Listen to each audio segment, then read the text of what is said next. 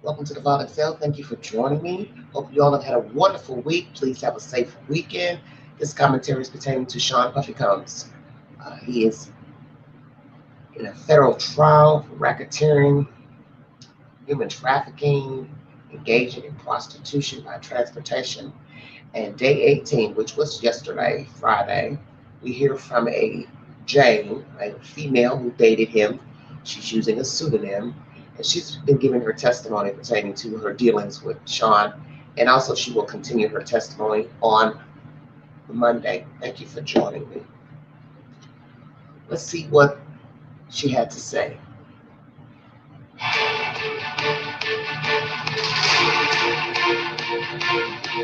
Hi, Neva Pilgrim. Thanks for streaming with us. Incredibly graphic testimony today in the Sean Diddy Combs trial. And we have to warn you, some of what you hear may be disturbing. The third alleged victim, who goes by the pseudonym Jane, was back on the witness stand for her first full day of testimony. The prosecutor played an audio recording for the jury of a hotel night with a male prostitute Jane identified as Dawn. On the recording, Jane and Dawn are looking for a condom, but Combs didn't allow it and could be heard saying, quote, "You're taking that expletive." Jane testified, quote, "I just didn't want to disappoint my lover. He would be unhappy and wouldn't be satisfied with me." Jane went on to tearfully tell the jury about her birthday in 2023 when she said she was made to have sex with 3 different men in addition to Combs. The prosecutor asked, "Why?" Jane responded, "I don't know. It had become so routine," and added that she turned robotic. Jane told the jury that after a while, Combs didn't have to directly ask her for these hotel nights. She testified, "I knew it was to be expected." Combs has pleaded not guilty to all charges. If convicted, he faces the possibility of life in prison. Coming up, we have a former SDNY district court judge to give us some insight on what it's like to be in charge of such a high-profile case. Plus, we're taking you inside a courtroom identical to the one in this trial, so you can get a better sense of where this is all playing out. But we begin with ABC News Chief Investigative Correspondent Aaron Katursky live outside the federal courthouse here in Manhattan. And Aaron, we heard from Jane today. What did she tell the jury?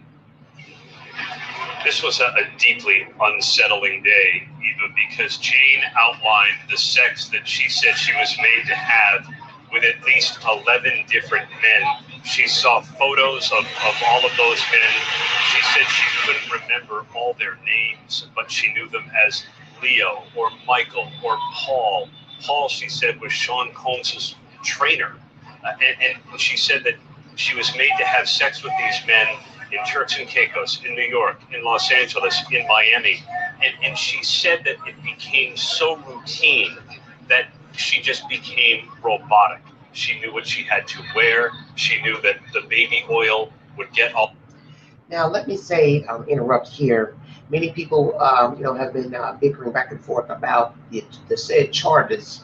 This is where the federal government is trying to show you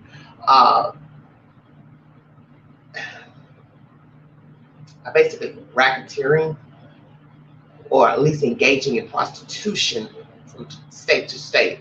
She's telling you now, I've been going to these different places with him, and then other people would show up to have sex with me, other men. So naturally, Sean had to have paid for these men to travel to these certain places, because Turks and Caicos is not in the United States, that's out of the country. So now you're talking about traveling not just out of the state, but out of the country. So that's where you're engaging in prostitution by transportation comes in. So that has been proven now with this third witness testifying. Okay? Now, where the trafficking comes in, it's a little bit iffy. If it's forced, that's where human trafficking comes in. These people were willing participants. It's not like he dragged someone or drugged them and put them inside of a private jet unwillingly, boarded a plane unwillingly, and they ended up in a place, you know what I'm saying, woke up, didn't know where they were. That would be forced and I guess considered human trafficking. But everyone is entitled to his or her opinion. But the prostitution transportation charge, that's been proven with her testimony most definitely.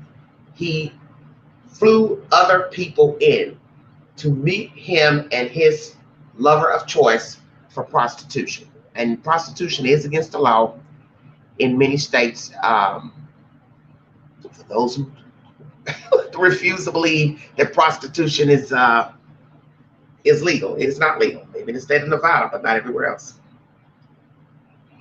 She knew what she had to wear. She knew that the baby oil would get all over her feet, make them sticky.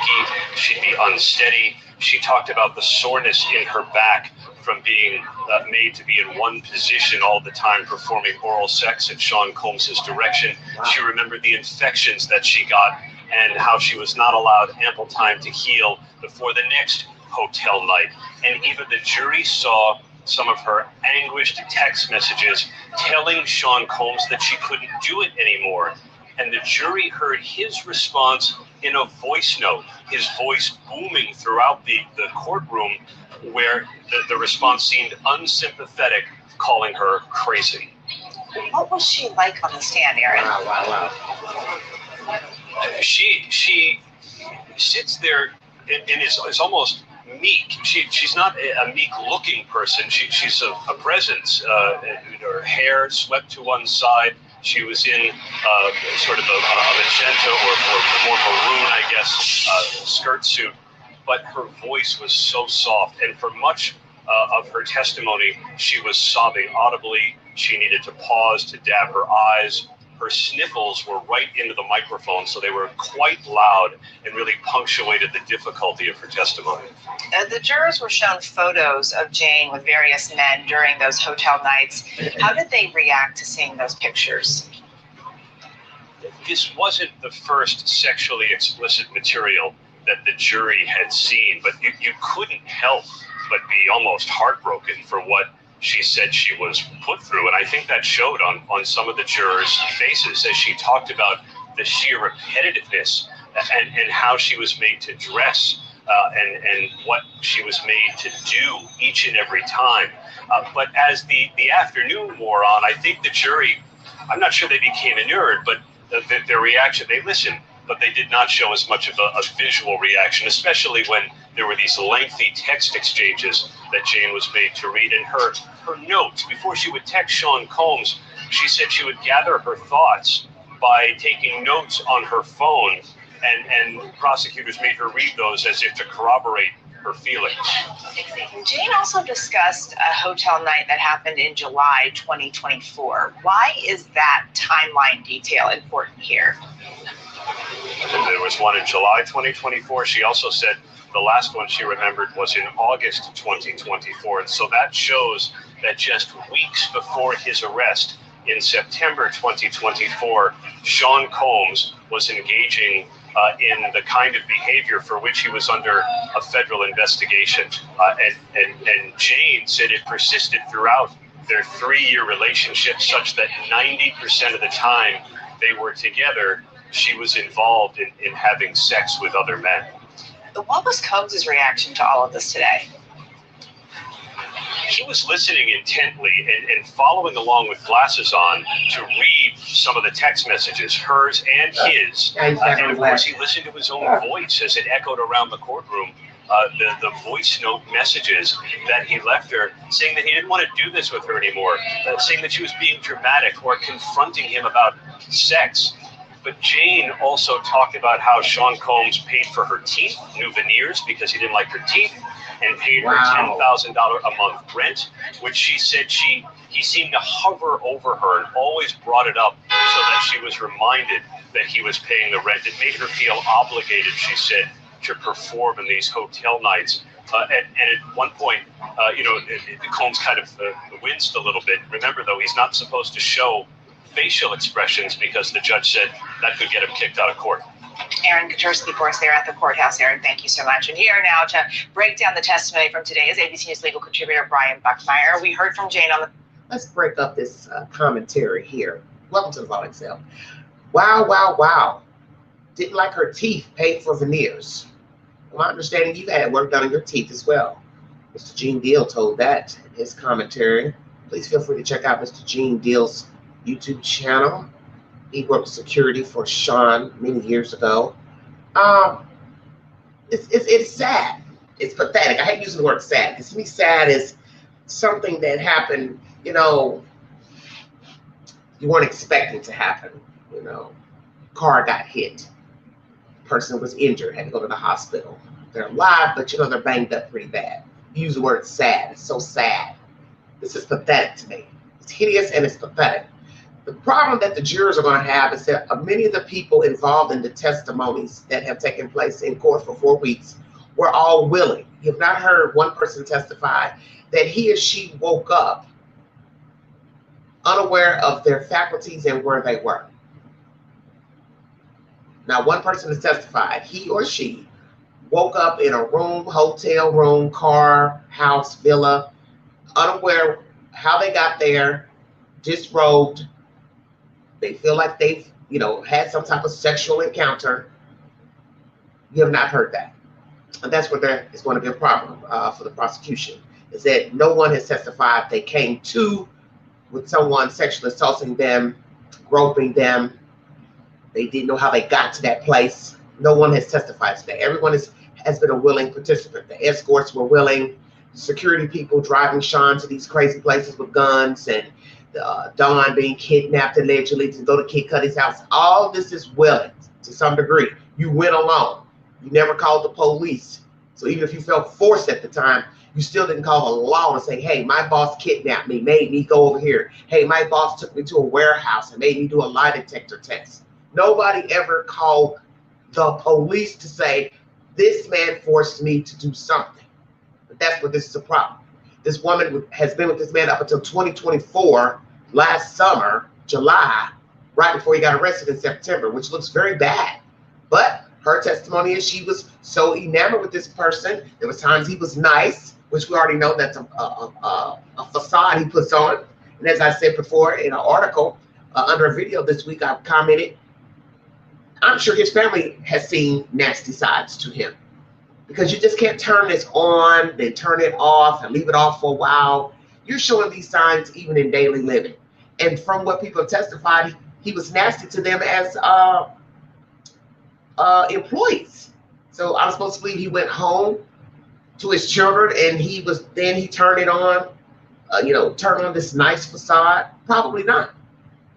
And I'm waiting for someone in that family, especially one of the children, to come forward and say, yeah, we saw lots of signs of our father being irate, enraged, upset, easily angered, or any other type of felonious, hideous type of behavior. And when you have a person who has been alleged to be also pedophile and sexual assaulting boy children and some girls too, as I said, I won't doubt he's also touched his children, because I'm seeing some things from court the other week that don't look right to me, such as the son, Quincy, walking in with what looks like to be a purse. That was a purse to me. That was not a man bag, crossover bag. That was a damn purse. And the big billowy bottom pants, and just looked too feminine for me. I get it. Everyone has his or her own style. Just didn't look good to me. Didn't look good to me. And like I said, he's a sociopath. He puts on for, business purposes, public appearances, but behind closed doors, you're every B-I-T-C-H, motherfucker, this and that. As you hear this woman testifying, she didn't want to do these freak offs. She's writing notes. She's in texting to tell him how she feels, and he's telling her she's crazy. That is gaslighting at its highest. Oh, you're crazy. Hey, I don't want to do this with you anymore. She should have just said to herself, okay, you don't want to do this anymore? I'm done. See, let me tell you where a lot of these people make their mistakes, women specifically, who get involved with men. And I don't care if they're wealthy or not. At some point, you're going to have to break free. So if you're getting lump sums of money, the best thing you do is save your money. See, I wouldn't have allowed him to pay the rent on his own. No. I would have said, I need the cash money. Should I woke everybody? I need the cash money. $10,000 for rent? Where? Where the hell was she living? $10,000 rent.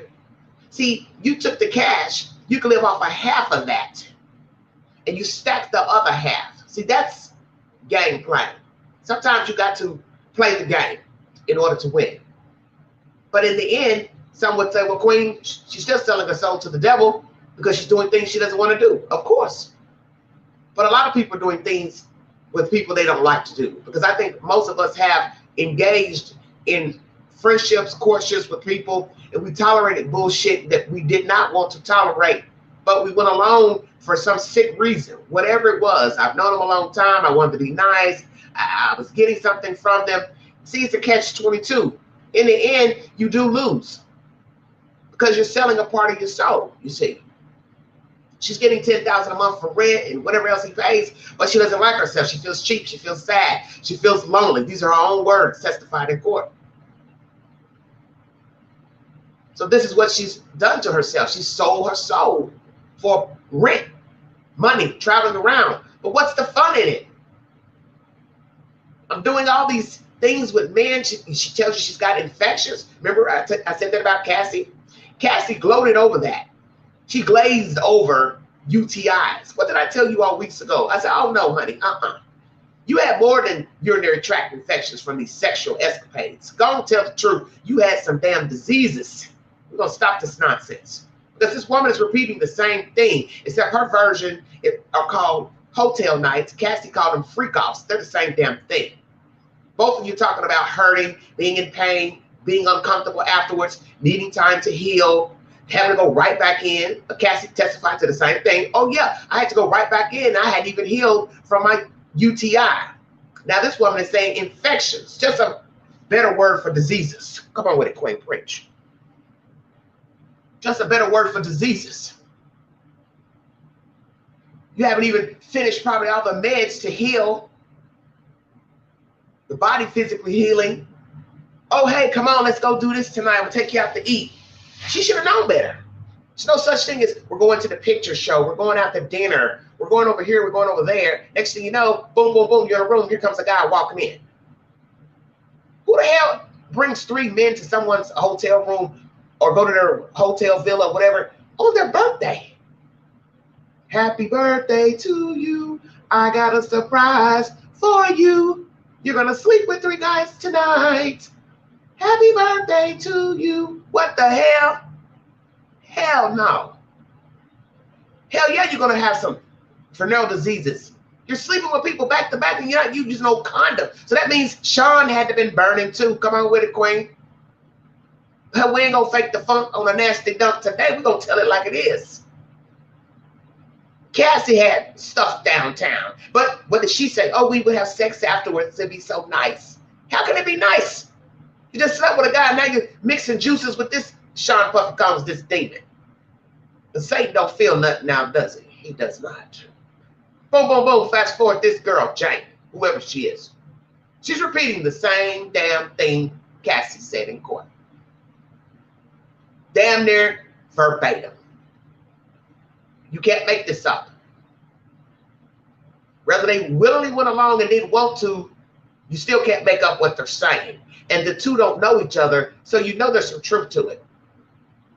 And this is what happens when you allow people to do things for you. You get yourself caught up to where you're hating yourself, but you're feeling like, well, I'm going to do it because I really like him, but I don't like what I'm doing. And I'm getting some bills paid, a little bit of jewelry. He bought us some jewelry. Ain't nothing Sean Puffy Combs was doing worthy of this. Be no different if he was beating her up. You feel crummy in the end. You're this best kept secret in the end. And now you're telling a person, hey, I don't want to do this anymore. Oh, you're crazy. Well, no, F it. I find somebody else. I'm tired of being with you anyway. And don't you see the similarities of how he treats the women? Cassie, he changed her look. He wanted her dressed a certain way. He wanted her to wear her hair a certain way. He was the one that told her to get her hair shaved on the side because he seen some white woman. He saw some white woman with that hairstyle while they were out one night canoodling. Next thing you know, she's shaving her damn head, which I thought looked hideous. Now, fast forward, here comes Jane. He doesn't like her teeth. See, you know this is not made up. Because 2 women who I'm assuming don't know each other are repeating the same damn thing. And another thing I found strange in some more testimony, Jane, her friend originally dated Sean. Come on with it, Quinn.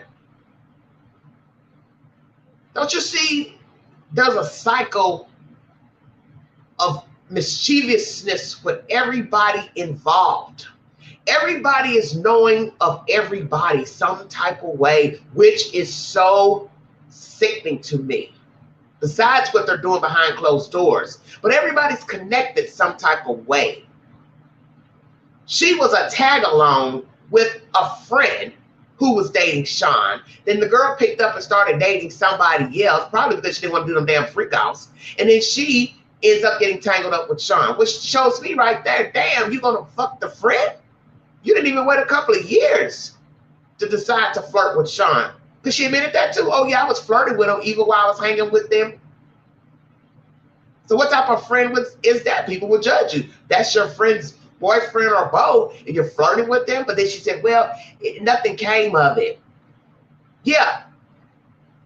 Not then. Allegedly. Because that's your version. I don't know what the hell you all were doing. But I find it interesting that down the road you say, well, she moved on, found her another boyfriend, and then I started messaging him, and then poop, poop, poop, one thing led to another. And yeah, and now you're riding on his coattail and being abused as well. And some would say allegedly. You're entitled to your opinion of the information. But I'm showing you a diabolical circle of association with all these people. She also testified in one of these hotel nights, his own trainer shows up. Well, remember, Alex was one of his trainers too. Come on with it, Queen. And I ain't saying Alex is getting down with the freaky deaky, but I do find this interesting, this information here. We're now hearing that one of the trainers was an escort. And the fact he didn't even want the girl using condoms. So I had to think back to Cassie. I said the same thing weeks ago. Was I supposed to believe that Cassie was using condoms with all these men? See, nobody is asking the appropriate questions when they give their commentary on the news. Everybody is dancing around that elephant in the room. I'm not going to dance around it. I know damn well that somebody in this group is HIV positive or has AIDS. And when are you news people going to address that?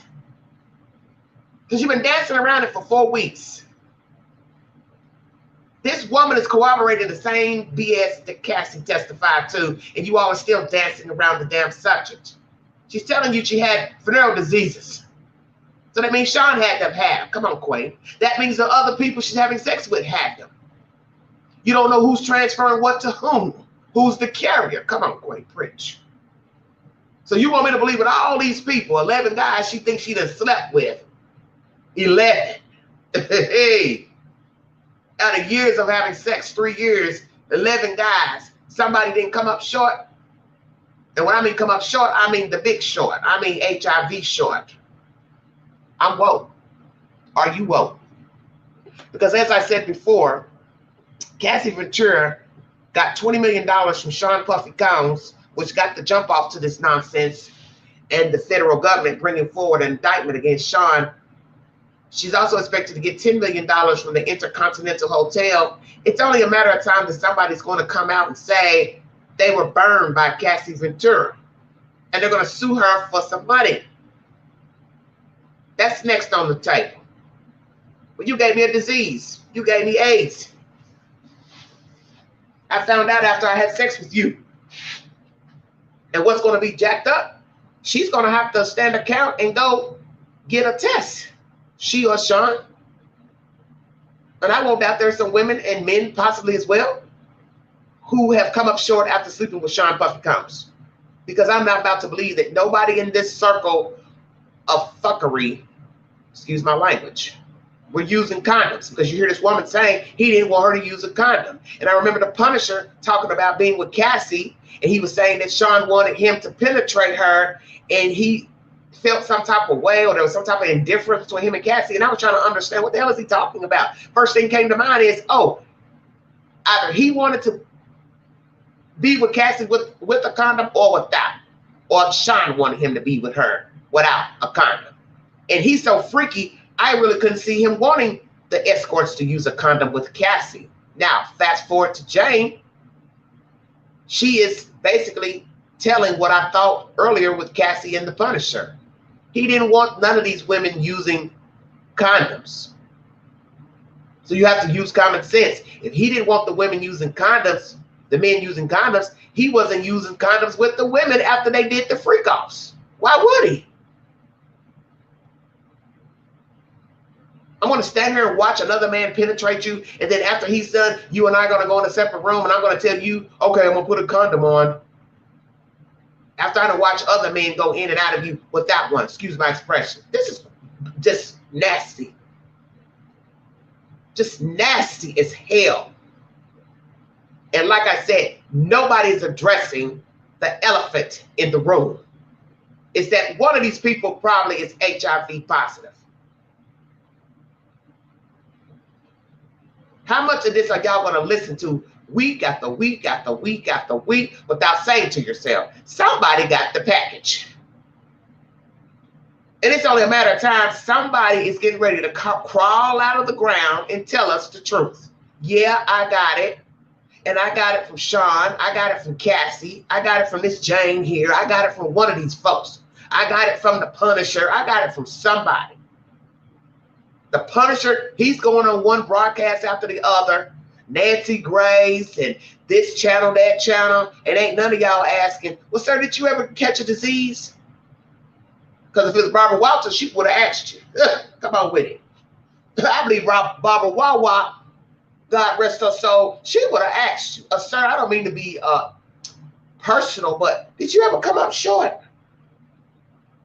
Because you're running and running and running, and then you're telling the world, oh, I'm not really an escort, I'm a stripper. Well, how the hell are you a stripper, but every time Sean called you, you having sex with him and Cassie? That don't make any sense what you're saying. You are an escort. You are a prostitute. You are prostituting yourself. You can't make yourself be a stripper 99.9% of the time.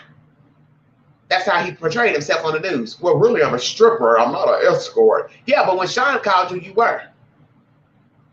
And you showed up and showed out. Until one time you couldn't perform. Whatever the hell that was about. Let's get back to business, everybody. Lord have mercy. When they say the devil is a liar, they meant that. I'll break down the testimony from today's ABC News legal contributor Brian Buckmeyer. We heard from Jane on the stand. Hello, what stood out to you about her testimony today? I mean, just a few things. I mean, Aaron talks about that $10,000. They found out that Sean Combs is supposedly still paying that $10,000 a month. But there were other things where she would talk about the sexual abuse and as well as these debaucherous nights or hotel nights, because she doesn't refer to them as freak-offs. And you would get to the point where she would... 2025, did you hear that? Sean is still paying her rent. Lord have mercy, have mercy. And remember, he was threatened to be thrown out of court because of making facial expressions to the jury, nodding. Was somebody originally nodding at Sean Puffy Combs to where he nodded back? Or he nodded first? What's really going on in that courtroom? He's been warned. The judge will throw him out if he shows any facial expressions during the rest of this trial. Has Sean Puffy Combs swayed the jury or a jury member? A few members. Are there people on the panel who already have their minds made up about a verdict?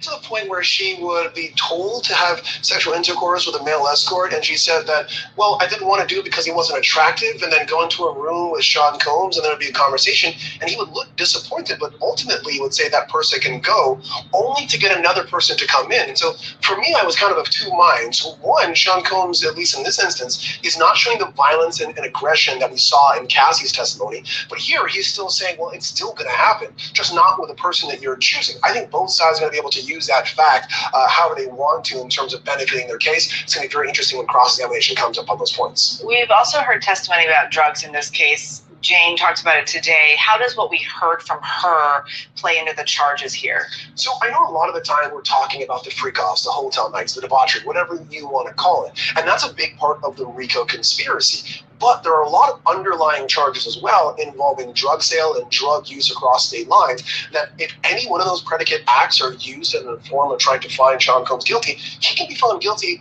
maybe not of the freak-offs, but of providing drugs and selling drugs to the people who are participating in it. So I think it's a strong point to make nonetheless, even if, let's say the jury, for whatever reason, doesn't believe Cassie, Mia, and Jane. Jane testified today, and you mentioned that he's still paying the $10,000 for her house. That money played a role in her decision to stay. Why does that matter in this case? Because that's what the government is hanging their hat on when it comes to the sex trafficking. Don't forget, sex trafficking is through force, fraud, or coercion. That coercion, I think, is what they're attaching it to. But the numbers really played out in my mind, because my understanding is she started dating Sean Combs in 2021. There was a lease agreement that we saw. I'm going to interrupt here. On the screen it says, I don't want to play this role out of fear of losing the roof over my head. This is Jane, who testified in court yesterday in New York City and will continue her testimony on Monday. I don't want to play this role out of the fear of losing the roof over my head. Sean Puffy Combs has been paying this woman's rent for a few years now, about 3 or 4 or so years. So she's hook, line, and sinker even while he's incarcerated. And common sense should tell her he can stop the payments at any time. Some might say, well, he must like her. He's still paying her rent. Well, you got to remember, people like him do things for various reasons. There's no such thing as like or love. He's a sicko, wacko. So $10,000 a month is nothing. That's a lot to us because we don't make that kind of money, some of us. It's no big deal. $10,000 is nothing. He's making a lot of money now just by renting his jet. He's amassed at least $4 million here recently by renting out his jet, I guess, to corporations or private persons. So he's a hustler by nature. He knows how to get money. And I'm sure he divvied up everything he needed to do before being arrested as to continue to generate money. Because you got to remember, he was probably helping his children, mother out. So he had to line all that up before being arrested in New York City last fall to go to trial. He's a hustler. That's who he is. He's a hustler. He's a manipulator. And to me, he's a con artist. He's a thief. He's violent. And I think karma is why he's here more than anything. The universe got tired of Sean Puffy Combs and said, your time is up. And I believe it was the same with R. Kelly, Bill Cosby, Weinstein, Epstein. It's all the same. Your time is up. You've played your role. You've gotten away with lots of things that you should have stood account for many years ago, but you didn't. And now you're here. And that's what I believe is happening to Sean. The universe is tired. And the universe has to get it back for those who did not know. Sean Combs in 2021. There was a lease agreement that we saw that was signed on April 4th of 2023. And then months after that, there were messages about not wanting to participate in these hotel nights. I think that timeline, as well as where she might have been living with her child beforehand, the fact that she said she wanted a big home and a big yard for her child, that's going to, I know it's going to come up again against cross-examination. And she has a child. The question of, would there have been alternative resources for this home, and you merely just wanted to live with Sean Combs, not wanted to do something else? So Jane also showed receipts today as well. What were these receipts for? What's the significance of them here? Right. So when we talk about receipts, the receipts were about the repayment of some of these flights for the sex workers or the entertainers that she would put on her own card, the flight to go from Atlanta, for example, to New York, where they may be, and then making sure they're taken care of by leaving money downstairs. Sometimes she would pay on her own directly and then get reimbursed with Sean Combs. And some of those payments and receipts show that Sean Combs is still in one way, shape, or form, directly or indirectly, participating in this racketeering conspiracy. Are you hearing this? Same MO, similar to Cassie. She picked out the men, orchestrated the men, gave the money to them, and now we're here with Jane. She's paying on her own credit card to fly the men in to the locale of the hotel nights, better known as freak-offs. Hell no. Hell no. So let me guess, Jane, did you also pick out the men? Because you made a point of saying on your birthday, men showed up and you didn't even ask for those men, if I'm not mistaken. So what I'm trying to understand is, this is jacked up.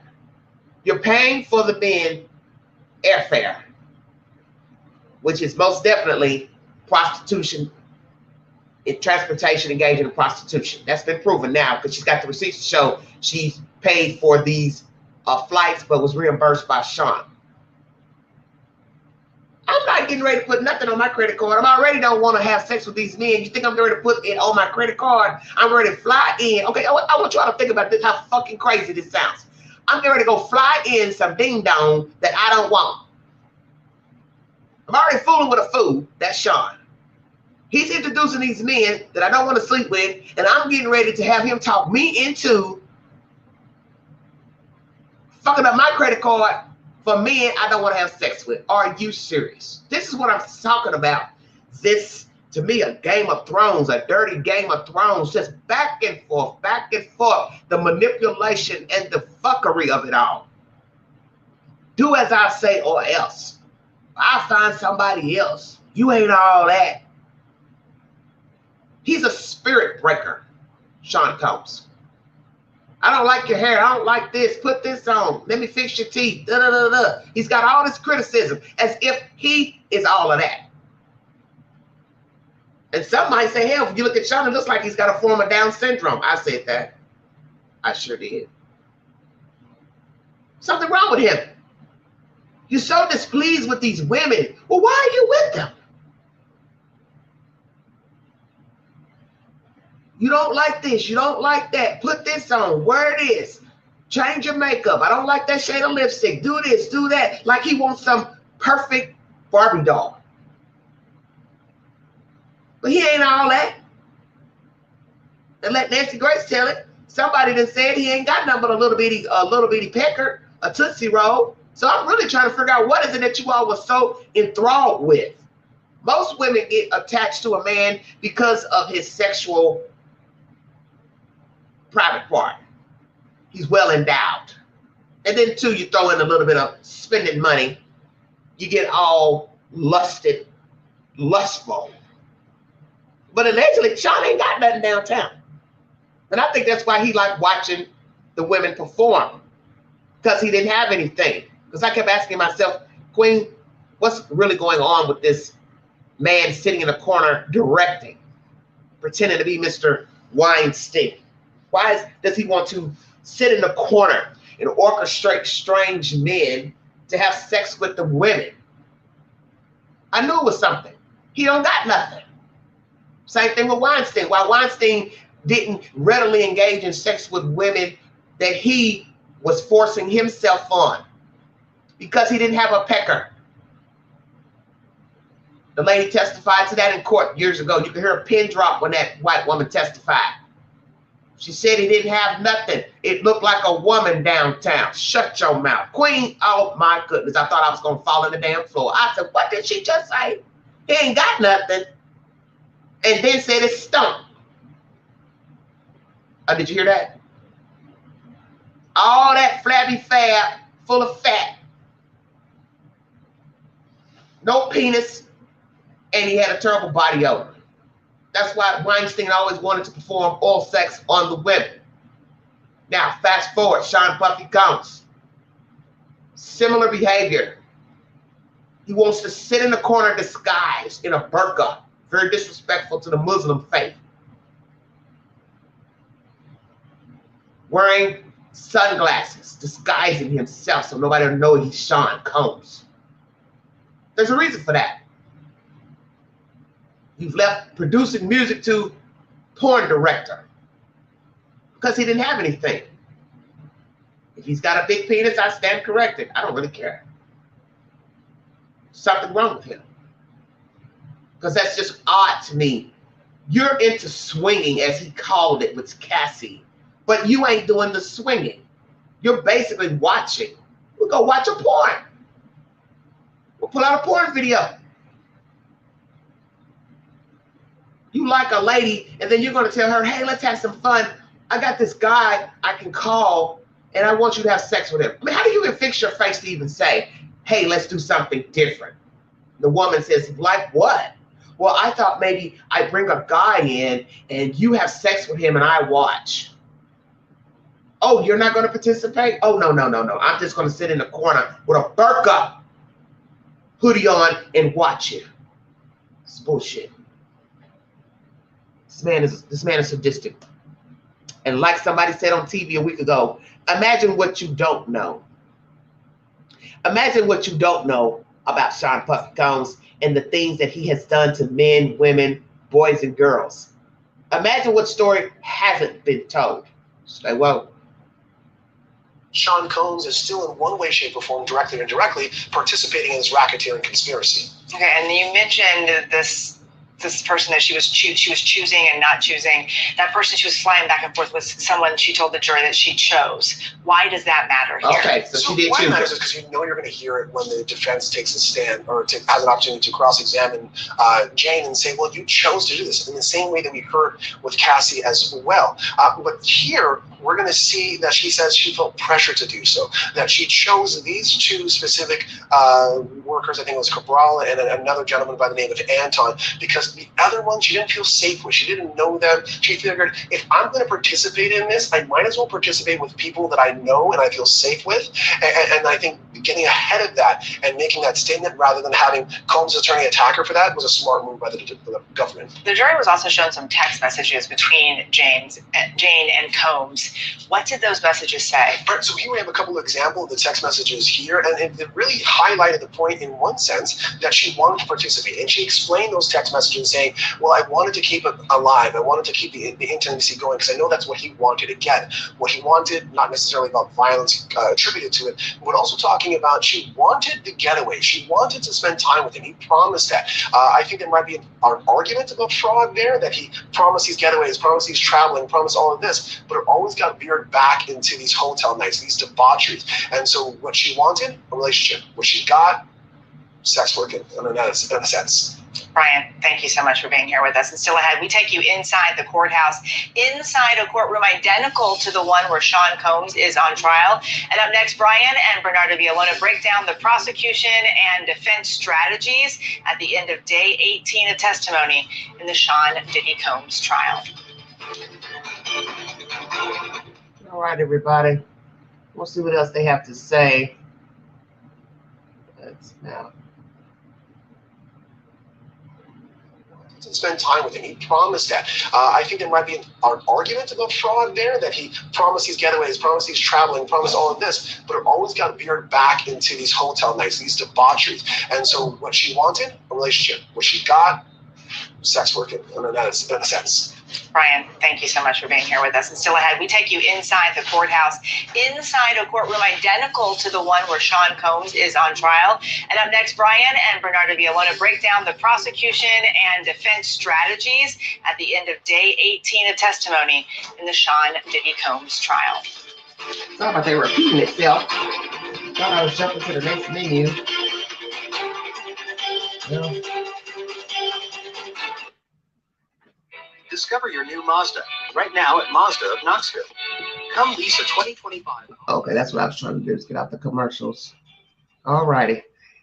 What do you all think so far of the information that has been relayed? This is ABC Live, if you're wondering about the information. Sean Diddy Combs trial, Jane taking the stand again, testifying about the explicit sexual encounters during her relationship with the music mogul. Let's examine the key legal strategies we saw play out in court today. We have Brian Buckmeyer breaking down the defense, Bernardo Villalona analyzing the prosecution. Bernardo, we're going to start with you. I'm going to stop there, so I'm not going to hold you all. Feel free to finish that information. I just wanted you all to hear the basics of what happened in court yesterday, Friday, day 18. So we learned that this woman, her friend dated him first. And then when the friend moved on to somebody else, she doubled back and started texting Sean Puffy Combs allegedly. They got tangled up. At some point, he introduced the freak-offs to her, called Hotel Nights with her. I guess he changed her name. And she didn't want to do them, but it went ahead because she wanted to have this relationship with him. This is probably the same woman they said wanted to be out in public and seen, and he didn't want to do anything. He didn't want to take her out. So you have to ask that as well. Did he ever take her out in public? Did they go to any public events, parties, functions, red carpet events? She was just used. We also learned that she picked out the men she felt safe with, which is strange to me. That would lead me to believe that these were what men she got accustomed to, or men that were close to Sean Puffy Combs. We heard that one was a trainer, which is very, bizarre to me. We also heard he was not satisfied with her personal looks. He felt like she needed her teeth done, got her teeth done. He paid her rent, $10,000, still paying it now. He started paying in April of 2025. And this is when I guess she started telling him how she did not want to continue doing these freak offs with him. He called her crazy. She got infections. He still wanted her to perform even while she was still healing. We heard the similar testimony from Cassie as well about her getting UTIs, and Sean still wanted her to go and perform when she still had a urinary tract infection. It's all the same testimony, just a different person. Just a different person. He is still paying her rent to this day, allegedly. Now what we have to ask is the obvious question. Will he stop paying now that she's testified in a court of law against him? Her testimony will resume on Monday. Feel free to jump back in to the trial on Monday. They're expecting to end this nonsense in possibly next week, which will be wonderful because our expectations, it was going to go on for about 3 or 4 more weeks when week 4 started on Monday. I'd like an end to this because I'm going to be truthful with you. I'm bored with talking about Sean Puffy Combs. I'm tired of listening to these testimonies that are all redundant about a man that they allow to mistreat them and use them and belittle them.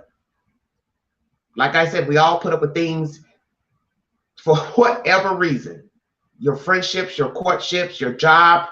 But there comes a point when your self-respect is more important than saying, I need a job, I got a job, I'm dating this man, this woman. Oh, that's my brother, my sister, my cousin, my coworker. There comes a point when you have to say, you know what, I can't do this any longer. I don't want to participate.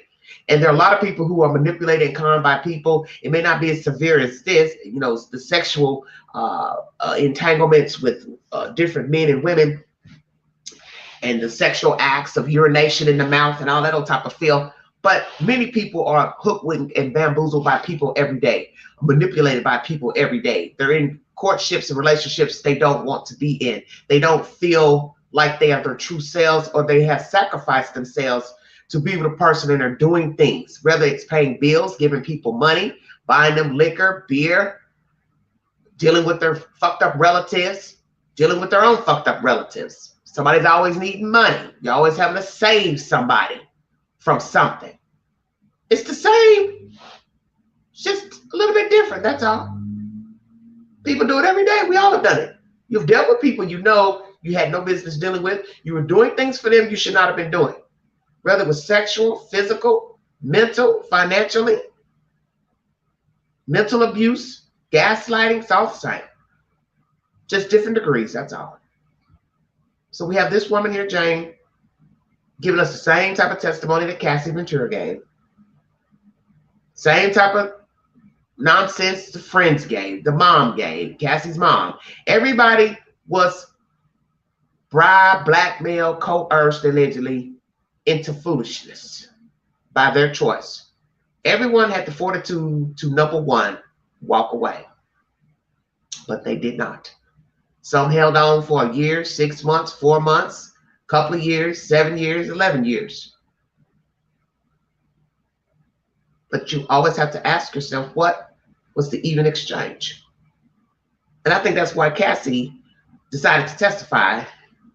I do believe this, the federal government said, well, you were a party to these crimes, you know, it's the prostitution and everything, we'll give you immunity to testify. I don't know if she would have readily testified, because I think once she got her money, she was ready to move on and, you know, do her thing, live her life. I could be wrong. But she was a willing participant in the freak-offs, because there were times when she went off and dated other men. She should have left. And I still question this Alex Fine character, who's her husband, why Sean didn't harass him. Because at some point he had to have learned she was seeing another man. And we also learned that he was Sean's trainer. See, I have a problem with all of this. Everybody is interconnected some type of sick way.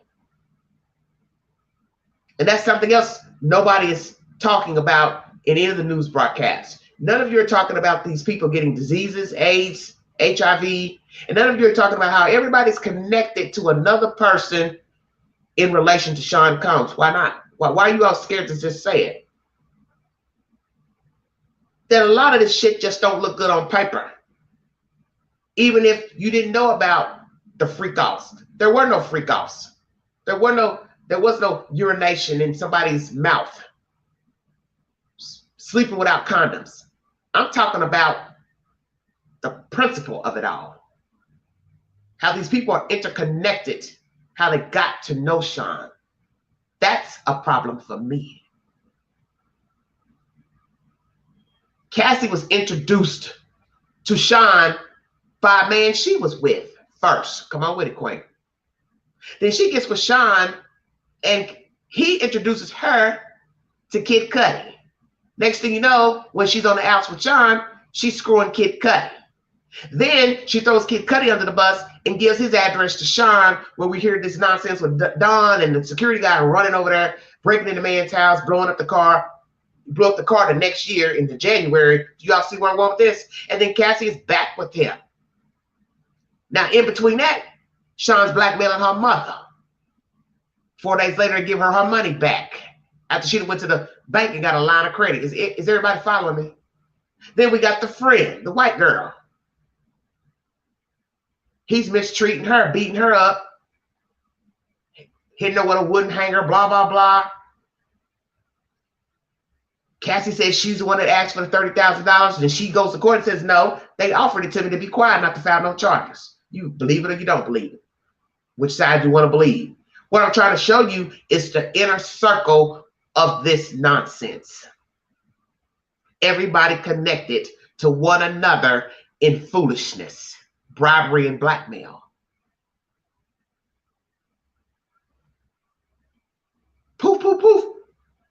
Cassie disappears with Alex Fine. Alex Fine was Sean's trainer.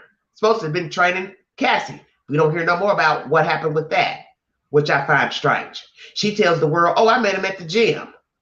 Well, how did you meet him at the gym if Sean hired him to train you? That don't make no sense.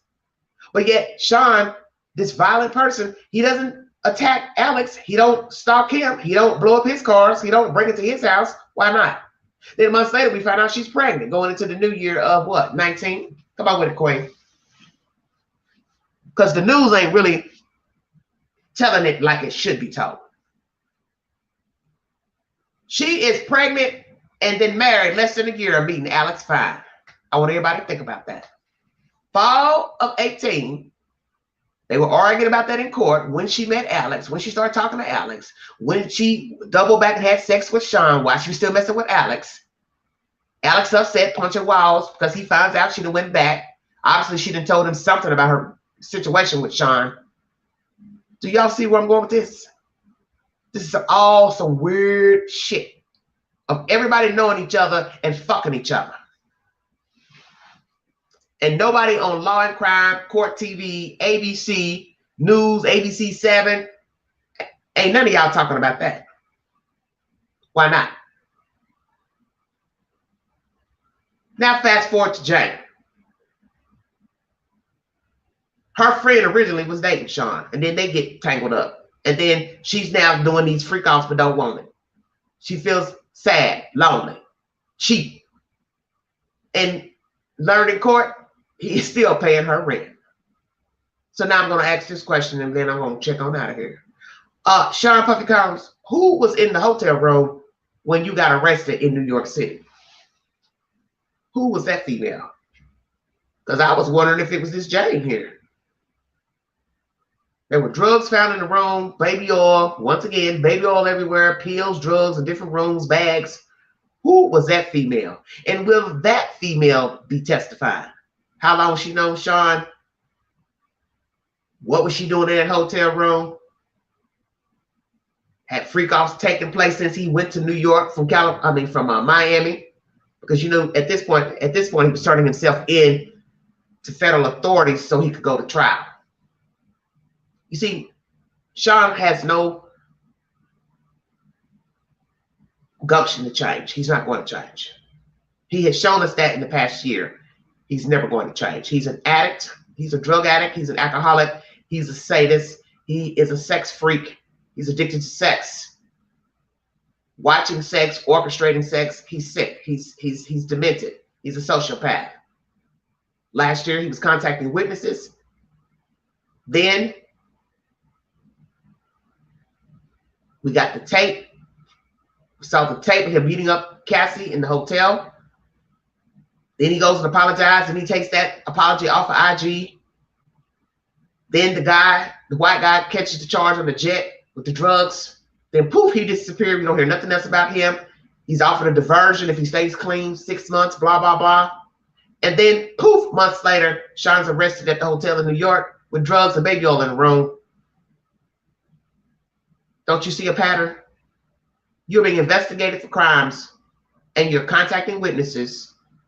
You're getting ready to fly out of the country, and your jet has drugs on it. And then months later, in September 2024, you have drugs in your hotel room when you're supposed to be turning yourself over to the feds. Who does this?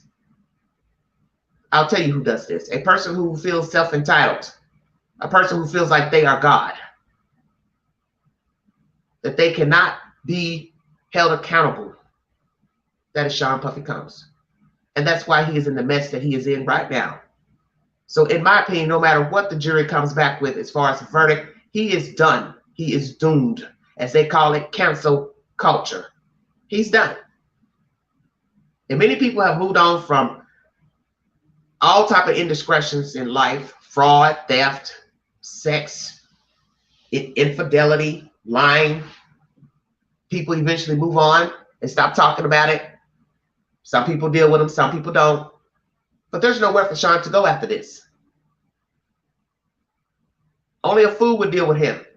Only a fool would uphold him.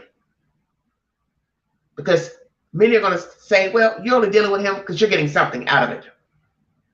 And I won't doubt that. I won't doubt that he's also probably paid some people off not to testify, not to say anything or speak about him publicly.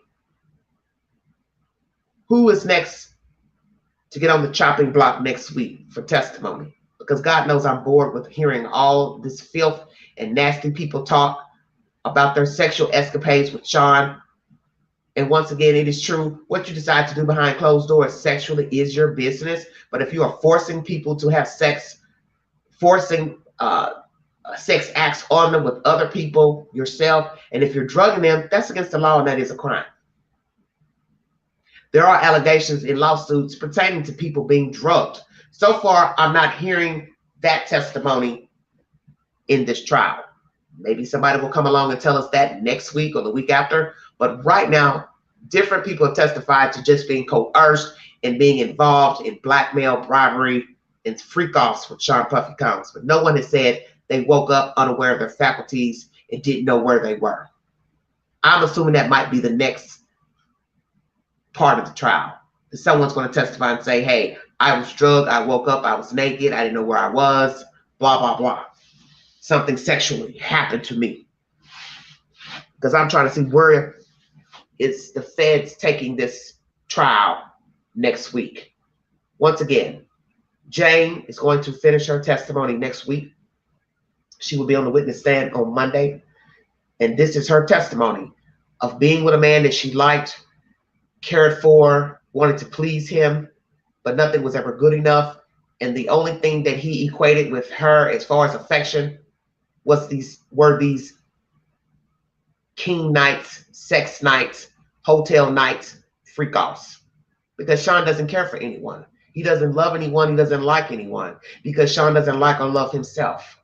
And all this BS about his children and all that, use common sense. With what you have heard in court thus far, all the allegations and lawsuits pertaining to debauchery, drugging, rape, how in the world could you think this man would be a good father to a child, boy child, girl child? How could he rear children? And that's something else you don't hear anyone talking about on the news either. With all these freak-offs going on in hotels and different places, this man was rearing children in his home. Say it again, Queen. This man has been alleged to molest children. So you want me to believe he's never touched his children inappropriately? You have to be a fool if you think he has not. Because a pedophile doesn't care about who the child belongs to. Many children are molested by their own parents, relatives, friends, other children. And I'm supposed to sit here and believe, after all I've heard about this man the past couple of months, to a year, he wouldn't touch his own damn kids. He turns off this debauchery when he's around his children, his mother, his so-called friends. Not everyone. I do believe his children have seen signs that are not so kind, such as what you've heard in this courtroom the past month. They had to have seen something that was what we would call filthy. Because how do you turn it off? And as I said, he has done a lot of dealings with people over the years, businesses, and perhaps he didn't portray this side of himself to them. But a lot of the people who work for him have said, you know, he's not a nice guy to work for.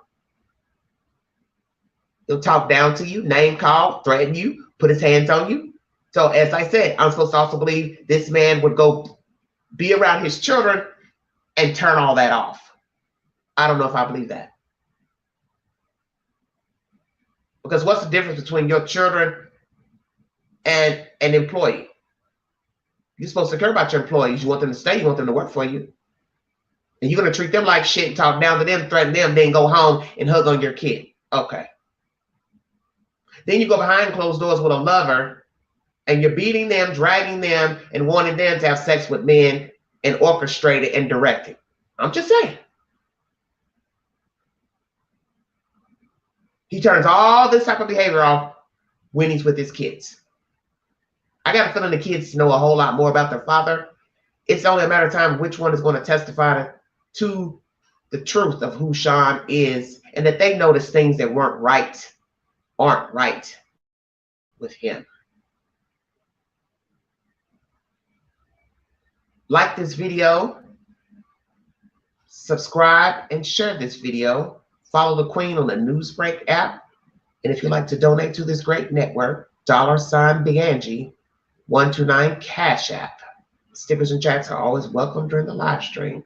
This is a recap of day 18, Friday's testimony by Jane. Once again, she will resume her testimony on Monday. How does the jury feel thus far with what they have heard from the court this week and the people who have testified? Will they find this man innocent, or will they find him guilty? How does Sean feel at this moment? And how did he feel when the judge threatened to throw him out of court because of his facial expressions? I thought I had heard it all. Lori Vallow-Daybell, she's also been warned by the judge for her behavior, asked to leave the courtroom because she wasn't following instructions properly. She came back in, apologizing to the court. Judge resumed, letting her do her cross-examination and everything, asking her questions. Very crazy nonsense going on out in Arizona. And Travis Decker is still on the run, last I checked, from yesterday, killing his 3 girl children, 5, 8, 9. And as I said in my commentary, I don't bring any fluff to anything I talk about. I give my opinion according to how I see life and living as a 54-year-old woman. That ex-wife is weird to me and strange to me. To be upholding him and blaming the military for him killing their children, but yet you're the one that put out all this negative stuff about this man and his attitude and borderline personality, and he started spiraling after leaving the reserves, and you filing for separation, divorce, or whichsoever. You put all that out. We didn't put that out. We don't know you. We don't know Travis Decker. So I think she's very hypocritical to go from putting negative things out about him, and then in the same tone, it's like, well, he's mentally ill. So it's like you're giving him an excuse for why he murdered your children. And as I said in my live the other night, this man suffocated 3 children, zip-tied their wrists, and threw them down an embankment. That is not love. And I'm not going to sit here and just jump on the bandwagon and say, oh, he's mentally ill, that's why he killed his kids. Well, if you can kill those 3, you can kill somebody else. How about that? And that's what you should be thinking, Miss Whitney Decker, that he could come and find you and kill you, since he's so mentally ill, since it's the military's fault that he killed your kids, didn't follow protocol by the judge to seek housing, get himself together, seek mental help. That's all the military's fault. What you do when you leave the military is on you. You know that you need help. You have mental problems. You're lashing out. You're angry. That's on you to go get help. You leave the reserves, you are on your own. That's life, whether you have mental problems or not. And we have heard many people come out of the military, they cannot navigate as a civilian. You know why? Because they're used to somebody telling them what to do. When to get up, when to go to sleep, when to work, when to eat, how to eat. So you get out here to the free world, yes, it's different. Because you have now got to take care of yourself. There's nobody here to hold your hand, guide you, look after you. That is life. No different than leaving your mother and father's home and you now have to go out here and go to school, go to work. It's the same damn thing. Everybody don't have help. I've not heard that he has a lot of friends, family, support. But in the end, Travis had to lead his own way in life. He chose not to. And our own father said he seemed like he did not want to be an adult and be responsible as a father, a husband. He didn't want to pay bills. He didn't want to pay child support. And I won't doubt that's the very reason why the Deckers are not together. It's because Travis had his own inner demons, mental problems, and he didn't want to provide for his family. So that's the part of the story Whitney should be telling to the public, that she was with a man child who didn't want to carry his weight, besides having mental problems.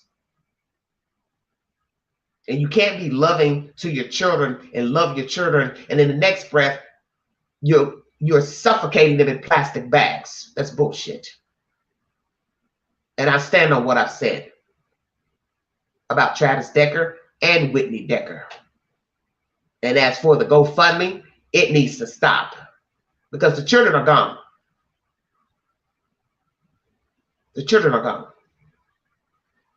And I think $200,000 is enough money for anybody to sustain themselves under the circumstances. That's my public opinion. And I stand on what I've said. You all have a wonderful weekend. Thank you for your time. You have been listening to the Vault XL. Thank you.